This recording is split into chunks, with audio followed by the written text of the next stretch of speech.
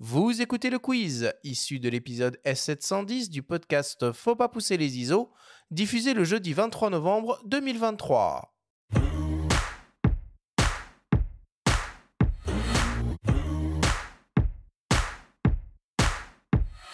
Messieurs, le principe du quiz est très simple.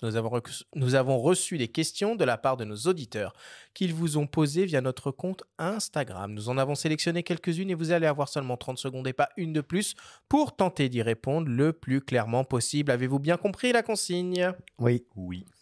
Première question pour toi, Sébastien, qui nous vient de C-League 95. Je dois acheter un 70-200 mm. Lequel choisir entre le Sigma, le Tamron et le Sony pour mon hybride Sony ?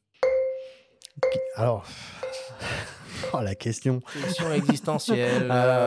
Plus que 25 secondes. Le Tamron, Donc c'est un 70-180. 70-180. Bon, on argumente un peu quand même. Ouais, meilleur rapport qualité-prix.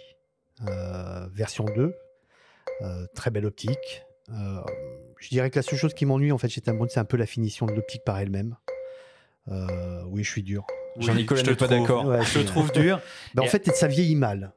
Tu vois, Ouais. t'es vite avec des rayures. Voilà, ça vieillit pas bien. Écoute, on prend. Deuxième question pour toi, Jean-Nicolas, qui nous vient d'une dénommée Clara. Nouvelle utilisatrice d'un EOS R7. Est-ce qu'il faut mieux acheter des optiques RFS ou des optiques RF ?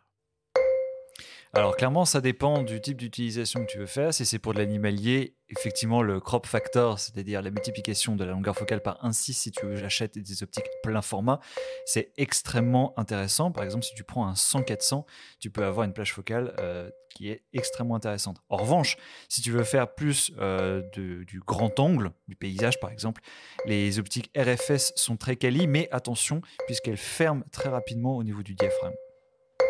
Pas mal. Pas mal. C'est pas facile comme question.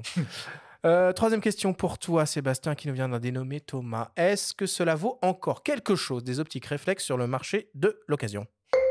De toute façon, ça te permet de commencer la photographie avec une bague, avec des sommes mises en jeu qui sont réduites. C'est-à-dire que, et les optiques, tu peux avoir des 24-70 2.8 chez Canon qui étaient de très très belles optiques à des coûts sympas. Alors tu vas pas. Le souci en fait, c'est que tu ne vas pas réduire la taille puisque tu vas rajouter une bague. Donc globalement, au bout d'un moment, tu passeras fatalement en RF. Quatrième question pour toi, Jean-Nicolas, qui nous vient d'un dénommé Bertrand.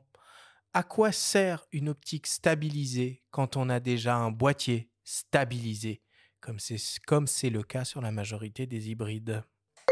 Et ben, le gros avantage, c'est qu'on a la double stabilisation à condition, et c'est là où on parle justement de EF-RF, si on prend un objectif EF sur un boîtier RF, les deux ne se synchronisent pas, et donc le gain maximal en termes de stabilisation est largement moins intéressant que si on a une optique et un boîtier qui sont synchronisés, comme c'est le cas chez la majorité des constructeurs.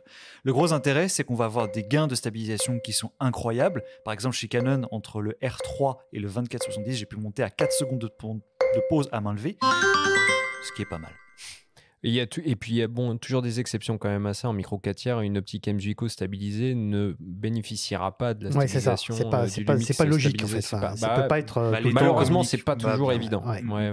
Mais par contre, si on va toujours sur le micro 4 tiers, là, l'intérêt avec par exemple un OM5 ou autre boîtier micro 4 tiers, avec, mettons, un 1450 ou un 1240, c'est que la stabilisation est redoutable d'efficacité, et le tout pour un budget qui est tout à fait réaliste. Cinquième et dernière question pour toi, Sébastien, qui nous vient d'un dénommé Patrick. C'est quoi la meilleure focale fixe pour débuter ? Un 50 mm ou un 35 mm ? Tu préfères les photos de Cartier-Bresson ou de Douaneau ? Historiquement, c'était le 50 qui était livré en kit. Et puis a priori, en termes de vente, c'est le 51.8 qui ressort. Voilà, c'est lui qui est en tête. Maintenant, je vais parler à titre perso. Je vois mes images quand je les fais en 35 mm et pas en 50. Donc, mentalement, je vois le cadrage d'un 35 et pas un 50. Maintenant, pour tout le monde, c'est entre un 50. Mais encore une fois, c'est très personnel. C'est vraiment très, très personnel. Patrick, je me permets. 1,40, c'est bien. Tu ne crois pas si bien dire. C'est ce qu'on disait tout à l'heure. J'ai commencé avec 1,40. Franchement, c'est une focale intermédiaire. Et j'étais très content qu'il sorte un 40. Assez universel. Alors, on parlait tout à l'heure du 40 mm de chez Sony. Par contre, le 50 de chez Sony ne se vend pas.